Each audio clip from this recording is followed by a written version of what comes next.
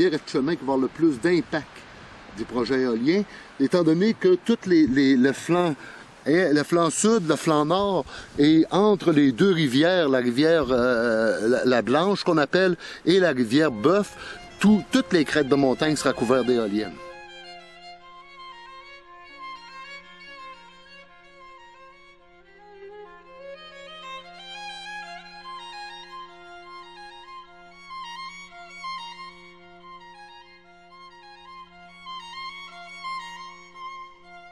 À peu près le Moose Mountain dans le Maine, on voit à peu près tous les monts.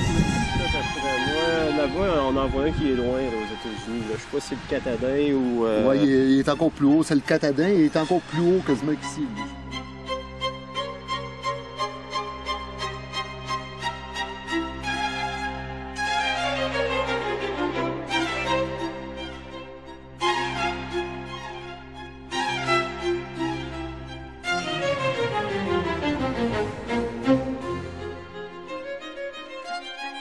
Actuellement, il faut comprendre, comme je le disais, il y a environ 120 000 jours d'activité récréative dans le parc actuel du Massif du Sud, où on veut créer un aire protégée.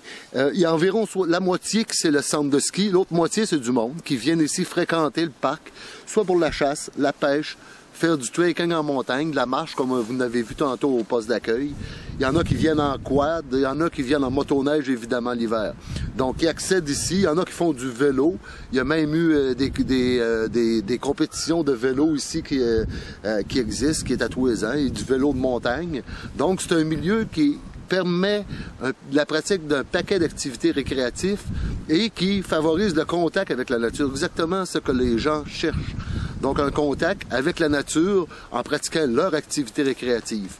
Et ce qu'il faut comprendre au niveau du potentiel touristique, vous avez vu tantôt, il se développe beaucoup autour du centre de ski, mais tous les complexes d'hébergement qu'il y a là, le monde, les villégiateurs qu'il y a là, ne sont pas là seulement pour le ski alpin. Ils sont là parce qu'ils veulent faire une multitude d'activités extensives au niveau et de plus en plus, il faut qu'ils répondent aux besoins de la famille. Donc, il y en a qui aiment faire du ski alpin, mais il y en a qui aiment aller se promener en montagne. Il y en a, donc, le ski alpin, ça dure un temps aussi. C'est ça. Et donc, ça prend des activités plus extensives sur l'ensemble de l'année pour répondre aux besoins de toute la famille, si on veut, mais aussi pour répondre aux besoins d'un touriste captif sur une base annuelle et non seulement sur une base saisonnière. Plus loin, on voit 2 mois de mesure de vent.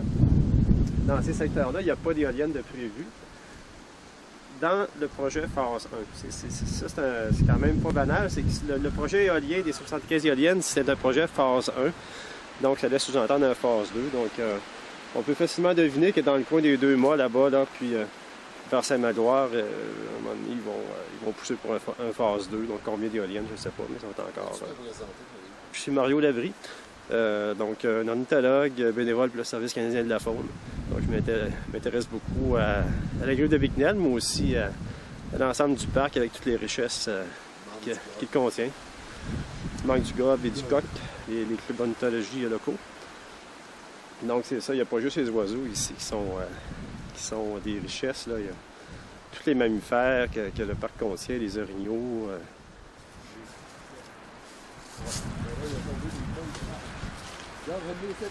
Vous voyez la structure des peuplements ici, c'est typique d'une sapinière oxalate. C'est-à-dire, c'est pas des forêts les plus productives au niveau forestier. Montrez-moi. Ça ressemble vraiment à une feuille de trèfle, comme vous voyez. Puis en milieu naturel, ben, c'est comme ça. Là, ça se distribue un peu comme ça sur le sol. Et on appelle ça de l'oxalide.